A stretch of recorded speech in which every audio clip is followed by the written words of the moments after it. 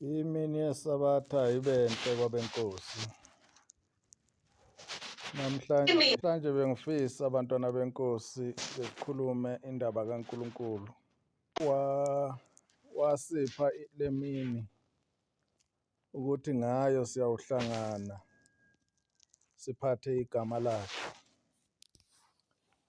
Akazange asitshele ukuthi ngale mini kuyoba imini yemikhosi yethu ethandwa izinhliziyo zethu, kodwa wasitshela ukuthi kuyoba umkhosi wakhe oyingcwele, lapho khona kuyophathwa khona igama lakhe kuphela. Manje-ke ngenxa yezizathu zomubi wasifikisela imfundiso esingayazi, esingayifundiswanga uNkulunkulu, ukuthi imini yeSabatha isiyimini nje efanayo nazo zonke ezinye izimini. Ngani? Ngoba kwafika omubi. Engiye ngithi mina-ke omubi uyi-competition, noma omubi uwunkulunkulu wababi, bese kuthi uNkulunkulu abe uNkulunkulu wabantwana bakhe labo bagcina imiyalo yakhe. Ngizofisa-ke sidlule encwadini kaGenesis isahluko 3 ezofundeka kanje. Inyoka yayinobuqili kunazo zonke izilwane zasendle abezenzile uJehova uNkulunkulu. Yathi kowesifazane, ngempela uNkulunkulu ushilo yini ukuthi ningadli emithini yasensimini na?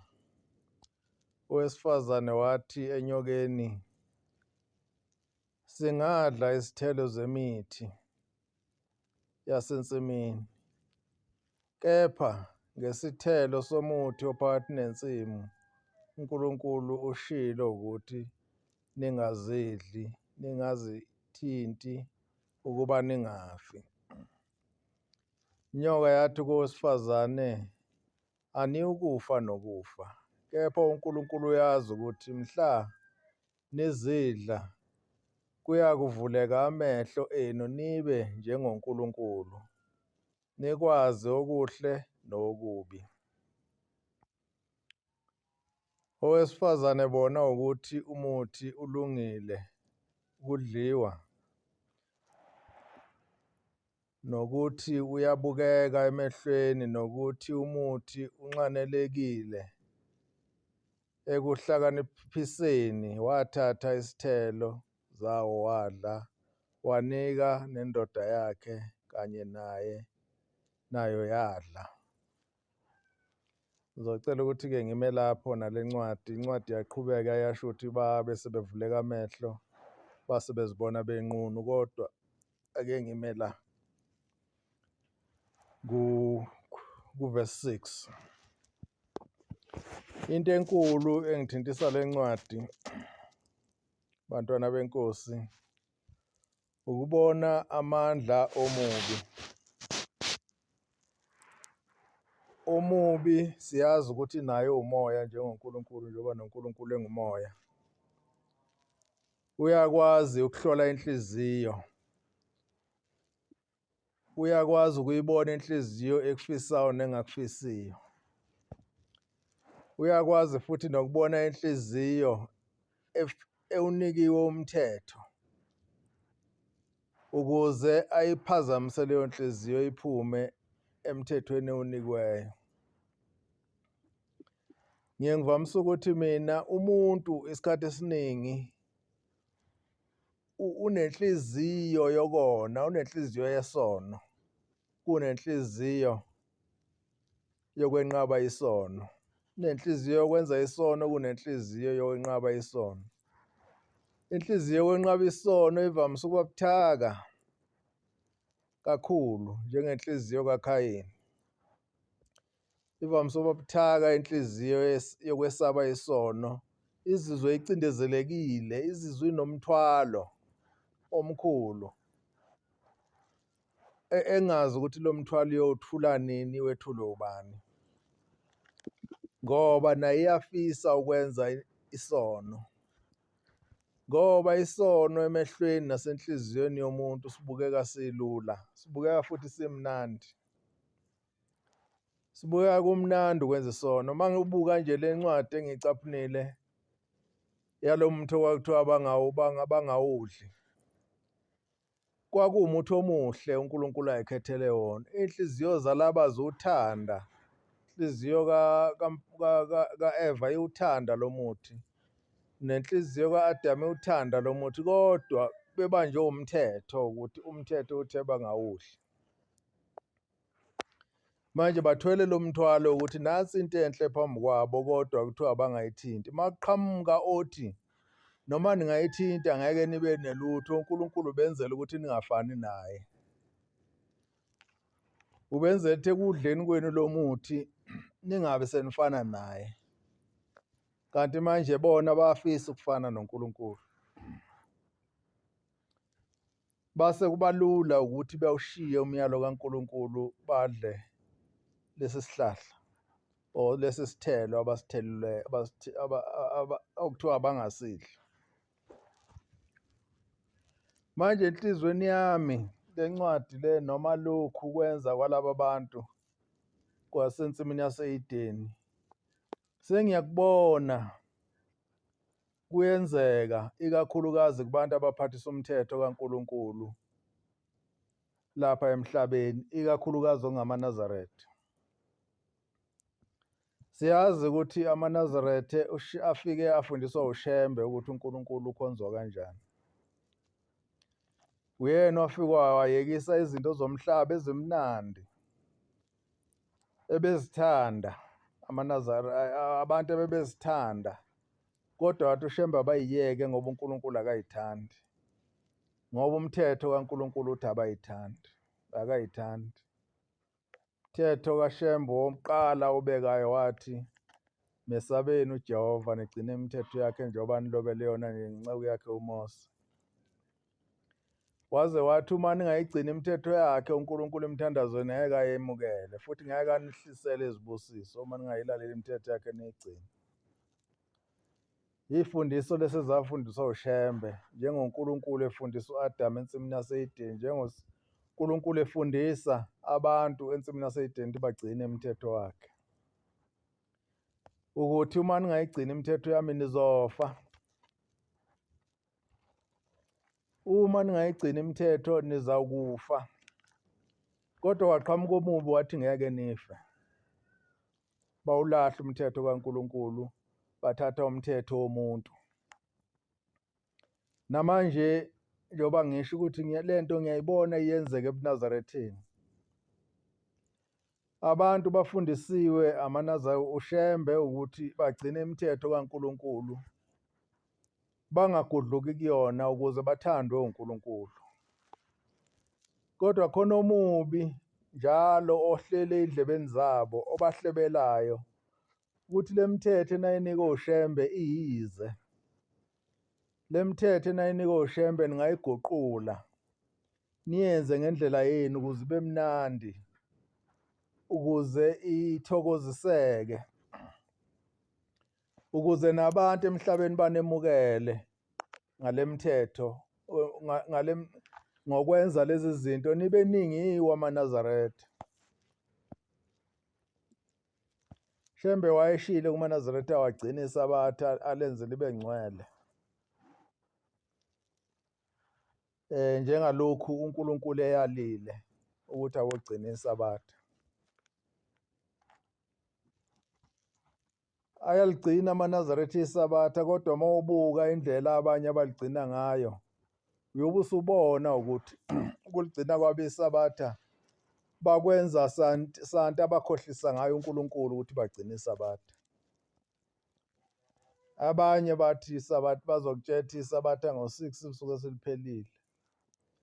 Kodwa uma uthola ukuthi u-6 ushaya nini, uzothola ukuthi u-6 ushaya ilanga lisekhona. kodwa ngoba bajaha ukwenza izinto zabo bethi isabatha liphela ngo-6, isabatha lisapheli ukushona kwelanga.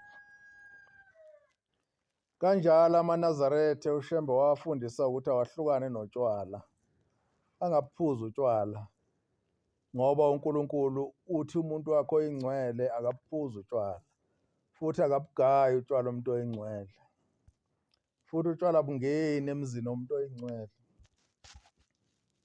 Kodwa afike omubi athi kubantu, uma ngabe ningabugayi utshwala futhi ningabuphathi utshwala bungangeni emzini wenu, nizawulahlwa amadlozi. Abadala benu bazoniflathela banenzele okubi, ngoba bona bahamba emhlabeni bephuza. Omubi uyabancenga abantu, ubancengela ukuthi bephule umthetho kaNkulunkulu.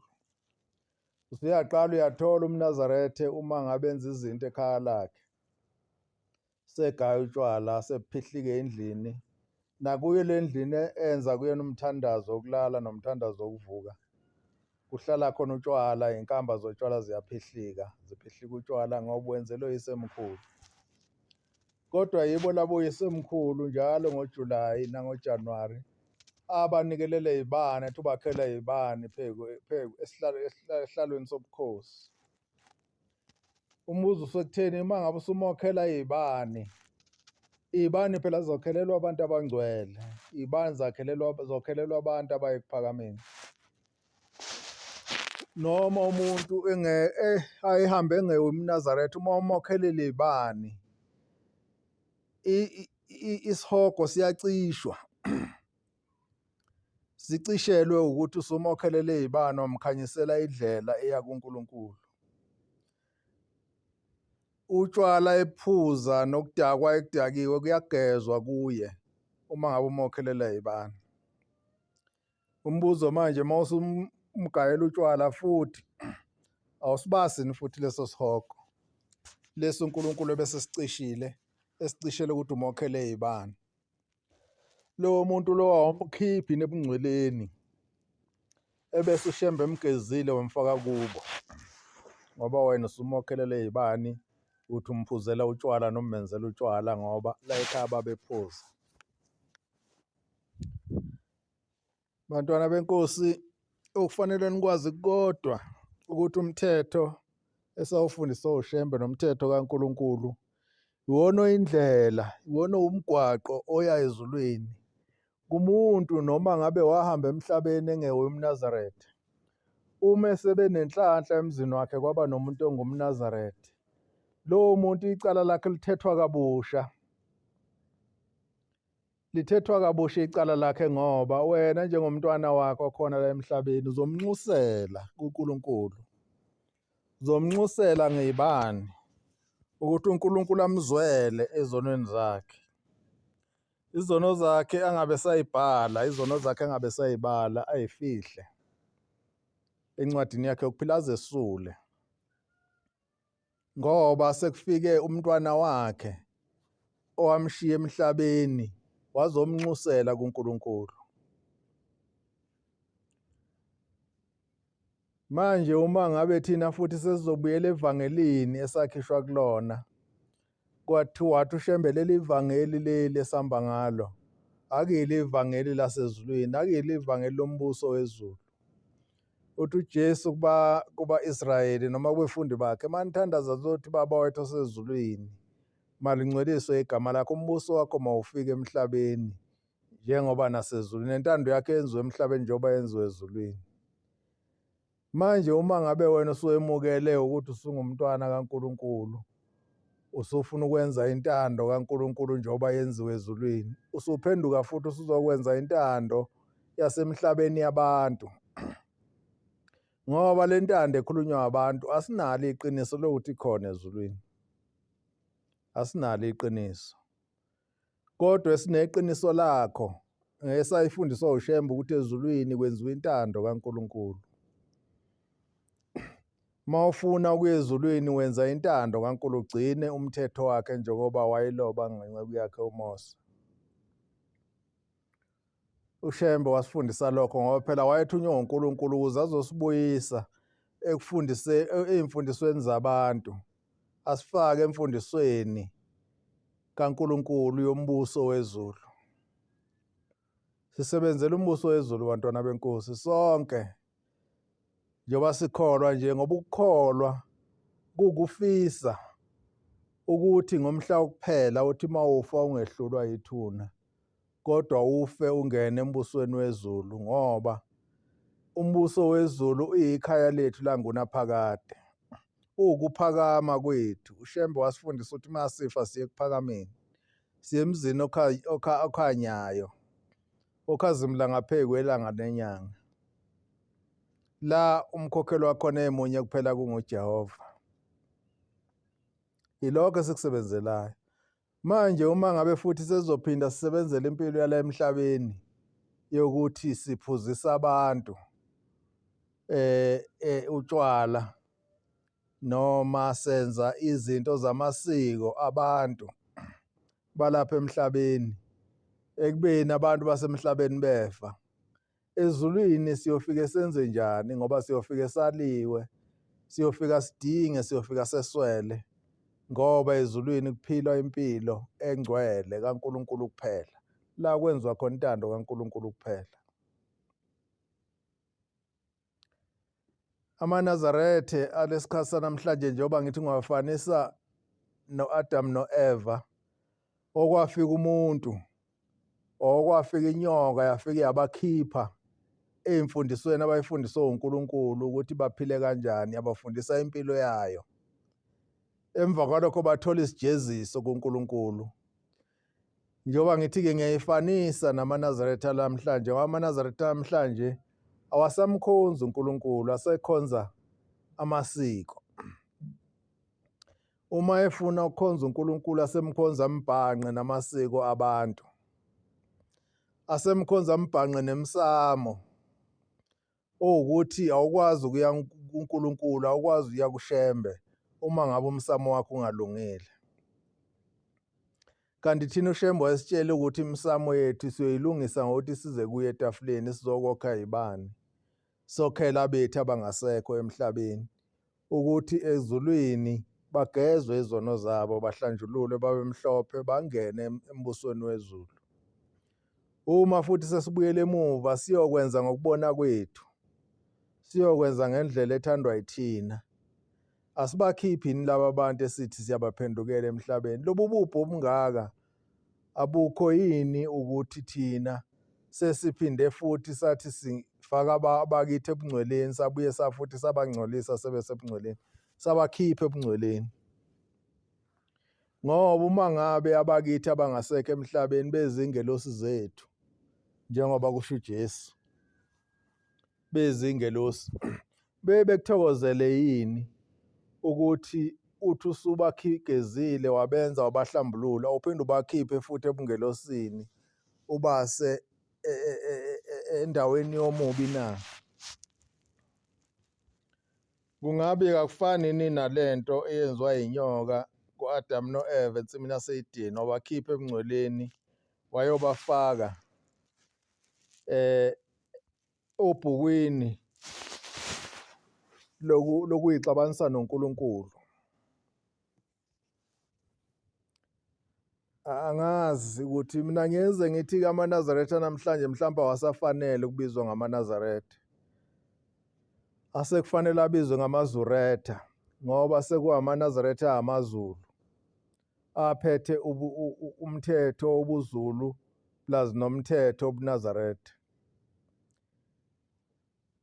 Manje uma ngabe umuntu eseyiZuretha-ke, lowo muntu ushuthi usenomunye uNkulunkulu, lo nkulunkulu oyingxube phakathi koNkulunkulu wemsamo noNkulunkulu wezulu. uNkulunkulu-ke lo wasezulwini akahlali endaweni enjalo. Uthi uNkulunkulu yena uNkulunkulu onomona, futhi uNkulunkulu onomhawu, akafuni ukubhanqwa. Uma ngabe usunelinye ithemba uyakudedela, uqhubeke nalelo themba lakho. uNkulunkulu uyakudedela, uqhubeke nalelo themba lakho, uzuyongena obhukwini la ungena khona uma ngabe kuyothi ubusaphila. Ekugcineni ubuse abantu bebuza ukuthi kanti ukukholwa kwakho kusiza ngani, ngoba uyahamba njalo ngesabatha ugqoka umNazaretha, ufaka ibheshu, ufaka inhloko yakho, uye esabatheni uthi uyokhonza uNkulunkulu. Kodwa izinto ezikwehlelayo nezinto ezenzakalayo empilweni yakho azikhombisi ukuthi uhamba noNkulunkulu. Ey'khathini ey'phambili amaNazaretha ayaziwa njengabantu kwakungaze kuthi angathi bathwele bebe bengathwele, ngoba babethi uma bethandaza imithandazo yabo iyenzeke.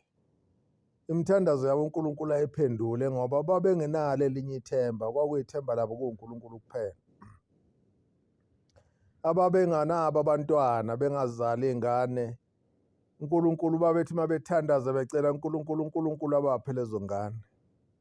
Ababengenazo iy'ngane zabafana babethi uma beyocela uNkulunkulu, uNkulunkulu abaphe lezo ngane. Kwakuthi abangasebenzi, abangayitholi imisebenzi, uma beya kuShembe bafike bayithole imisebenzi. Kodwa namhlanje zonke lezo zinto asisenzeki. Uma kuthi zenzeka abantu sebeyayifeyikha, sekuyizifeyikhi. Ziba yifeyikhi, abantu benze izinto imilingo engekho bethi ibe imilingo ekhona. Kanti umlingo kaShembe ungadingi ukuthi uze ucinge, wawenzeka phambi kwakho ubona, ngoba ithemba lalilodwa kwakuyithemba liwuNkulunkulu lo esamfundisa uShembe. Angazi amaNazaretha ukuthi mhlampe bekungenze kanjani. Khona isihlabelelo esethi ngingabuyiselwa ngani na ebuhleni enganginabo ngingakayephuli imithetho. Mhlambe siyasidinga leso sihlabelelo ukuthi sihlabelele nathi njengamaNazaretha, sifune insipho yokusigeza ukuze sibuyele kulobu buhle esasinabo. Ngoba ubuhle bukhona uNkulunkulu ububekile lapha phezulu ethala, budinga nje kuphela ukuthi welule isandla ubuthathe. Welule isandla ubuthathe lobo buhle ubuyisele kuwe ukuze uNkulunkulu abuyele kithi.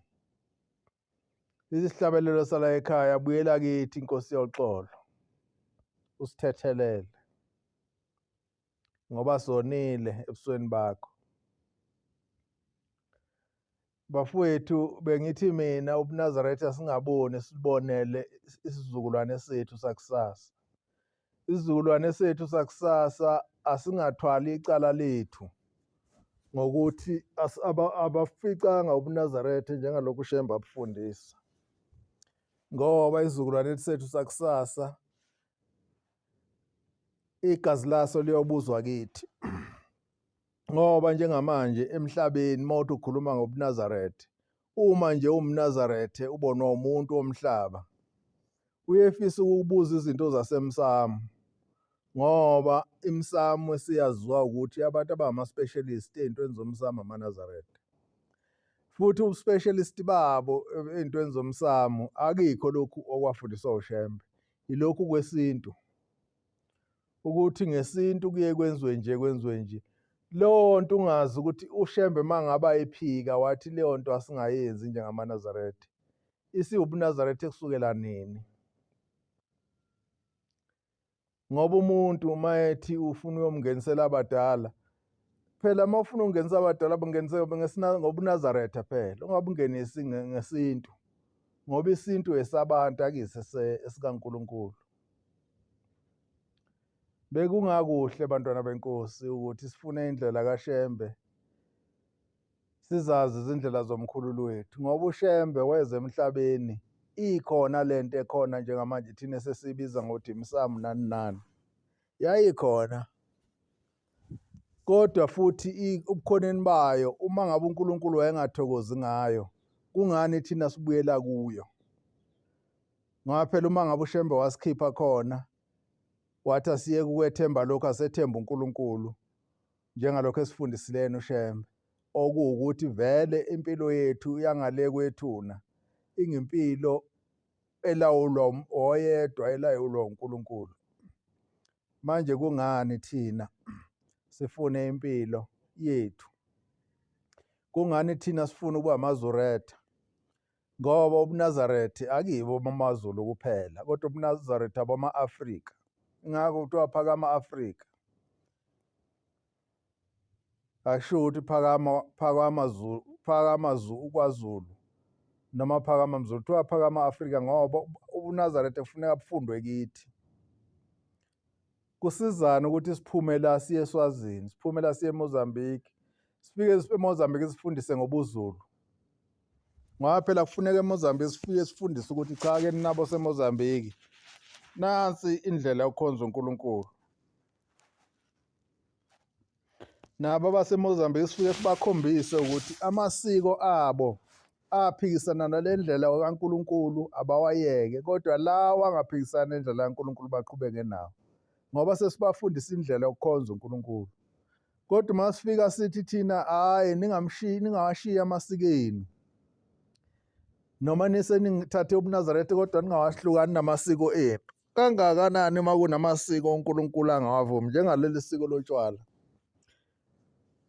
Utshwala ngake ngasho ngathi mina utshwala uNkulunkulu akasho ukuthi buyisono, kodwa utshwala buyisono uma ngabe liphuzwa umuntu osengumNazaretha. Ngoba umuntu owumNazaretha ulindele ukuthi abe ngcwele kuNkulunkulu, kungabikho into ayenzayo empilweni yakhe ephambana nomthetho kaNkulunkulu,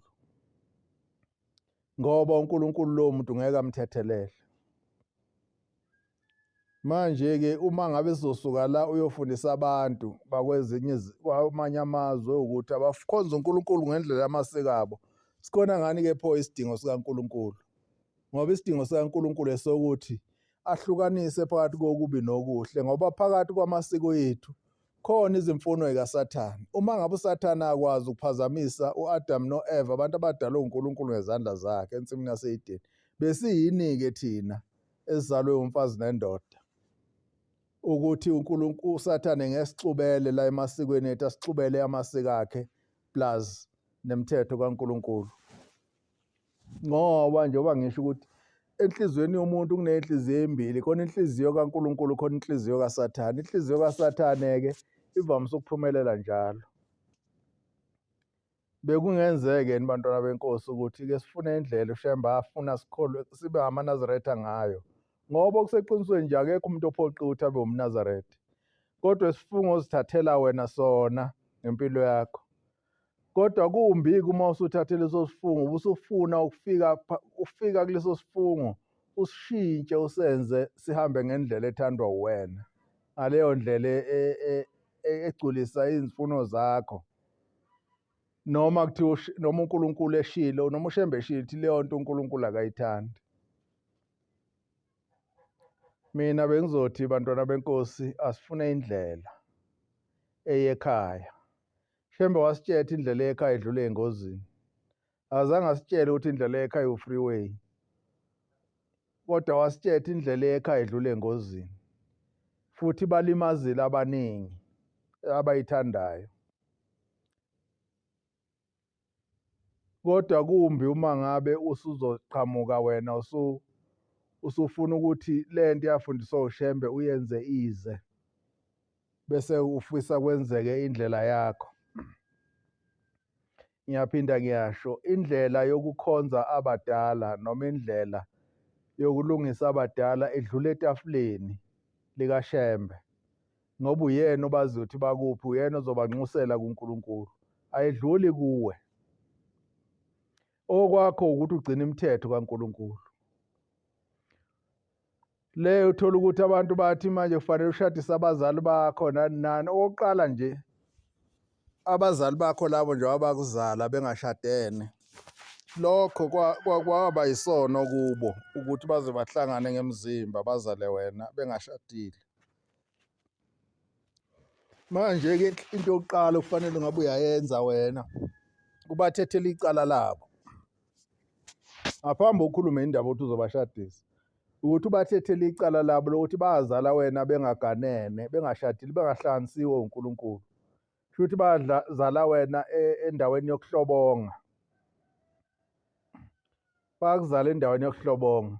Okokuthi ubashadise into yokugcina uma ngabe kuyiwa ngokuthi ikhona, ephambili ukuthi bathethele icala labo bahlambulule ekutheni bona abazala wena ungolokhuzana. Konke lokho okunye kuzamuva.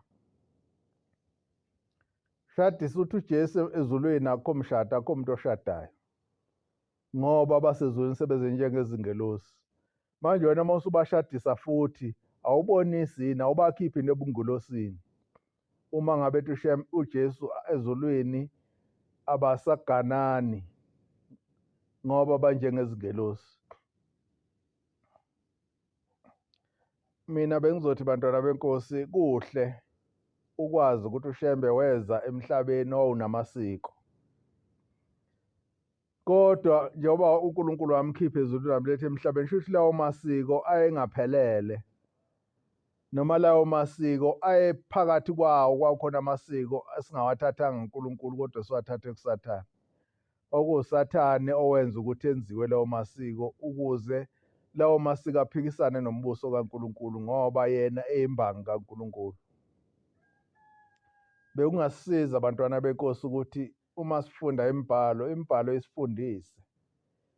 Njengalo mbhalo esiwufundile uthi u-Adam no-Eva kwafika inyoka nobuqili bayo, yathi lokhu uNkulunkulu akushilo kunina kuwumbhedo. Ubenza ngoba uNkulunkulu enomona engafuni nifane naye, engafuni nikwazi ukuhlukanisa okubi nokuhle. Noma ningakudla lokhu ngeke nife. Right-ke abafanga same time, kodwa umbuzo kuthiwa bagcina ngani befile. Bagcina befile ngoba uNkulunkulu wayethe bophila ingunaphakade, kodwa ngenxa yokona ukuthi bakhishwe inyoka emfundisweni kaNkulunkulu bagcina befa, abekho namhlanje emhlabeni, bafa. So ngenxa yini babulawa yini? Babulawa ngoba baphambana nomthetho kaNkulunkulu. Manje kungani-ke thina uma ngabe uShembe sesifundisile ukuthi umthetho kaNkulunkulu lo, futhi uma senza lokho siyamona uNkulunkulu, ney'nsuku zethu zingase yinciphe, kodwa thina siqhubeke senze. Kulungile-ke uma uzenzela nokuthi ungafundisi abanye ukuthi bakwenze. Uthi ulokhuzana uJesu lowo ophula umthetho bese efundisa nabanye ukwephula, lowo muntu ungomncane ezulwini. Okusho ukuthi lowo muntu ezulwini akanayo indawo ngoba uwenzisa abantu kona baphulisa umthetho uNkulunkulu awubekileyo.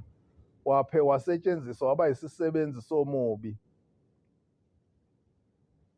Bantwana benkosi, kufanele sazi ukuthi ey'nhliziyweni zethu kunemimoya emile emelene, kunomoya kaNkulunkulu, kunomoya kaSathane.